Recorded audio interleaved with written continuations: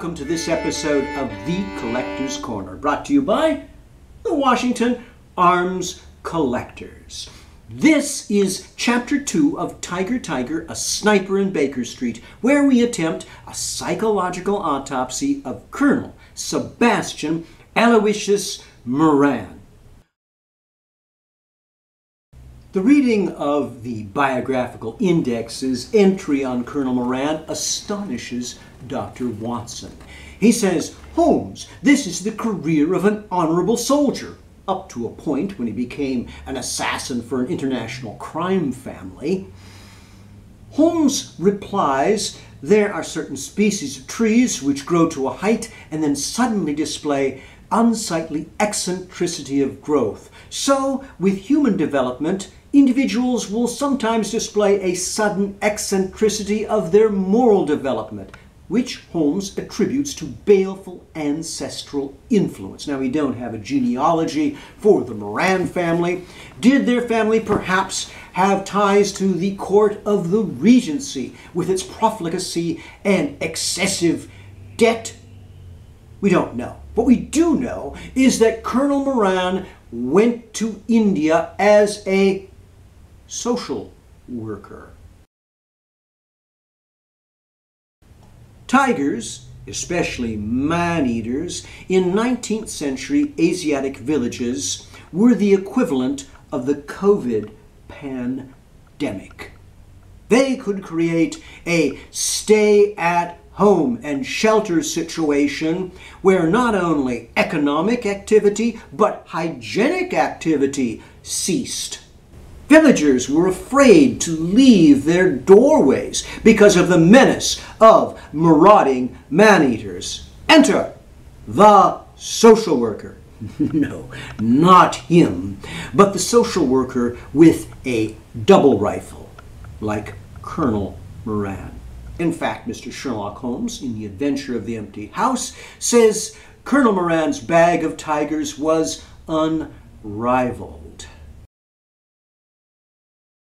As the bodies accumulated, and I don't know if it was with the 50th tiger on his game counter, the 100th tiger, the 150th tiger, or the 500th tiger, at some point it became about the gluttony of endorphins. Endorphins are those natural opioids the body produces in exercise or thrill-seeking. At some point, Moran became addicted to that, and it was about the thrill of the kill rather than the service to those villagers. It was gluttony. Sherlock Holmes tells us, again in The Adventure of the Empty House, that in India they still spoke of the bravery of Colonel Moran in going down a tunnel crawling after a wounded man-eating tiger. The question naturally arises, what weapon would you crawl down a tunnel with? You couldn't bring a 9.5-pound double rifle down a tunnel. In those cramped quarters, it would be impossible to bring a 27.5-inch barrel or longer weapon to bear.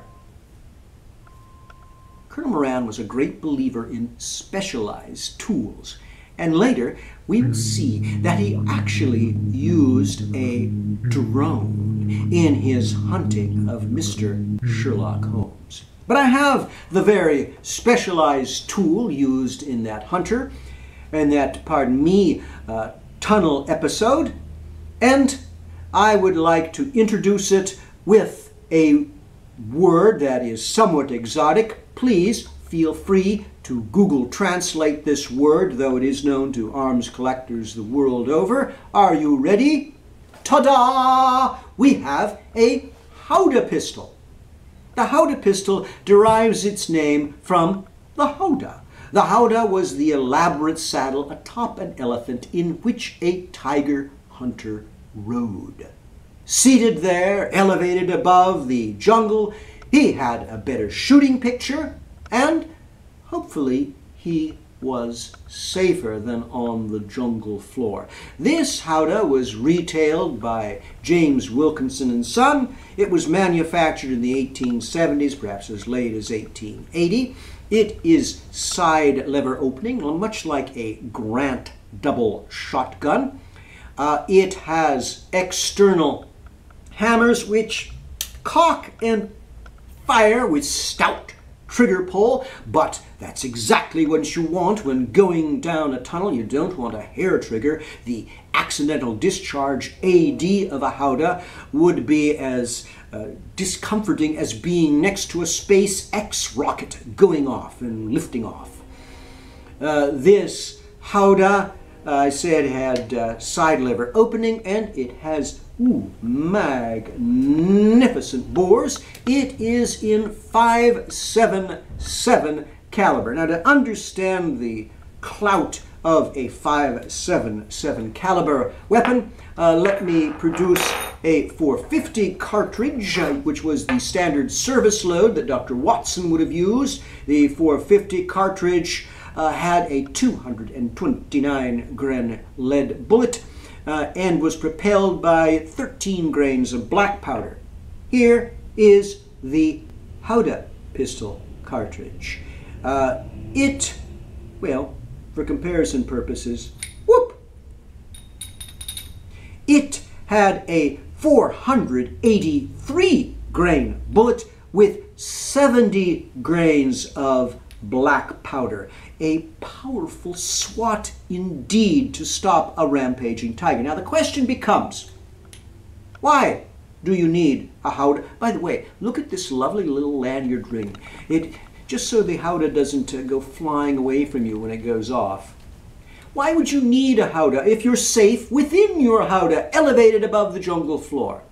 Well, it seems that tigers, rampaging tigers, are lightning swift and vengeful, and are able to climb up the sides, front, or back of an elephant and seize the hunter off of the elephant's back.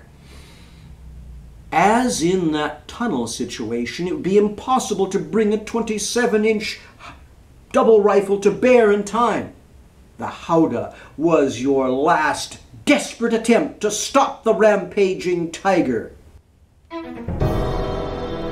You'll have to join me for Chapter 3 of Tiger, a Sniper in Baker Street, where we'll explain about that drone. Till then, keep your powder dry, your money ready, and both eyeballs scun for those amazing bargains and fantastic historical items you might find on the tables of the Washington Arms Collectors or on the tables of our sister organization, the Oregon Arms Collectors. And here are some dates that I would love to have you join me at a Washington Arms Collectors show. Please call and verify all dates before traveling. Thank you very much.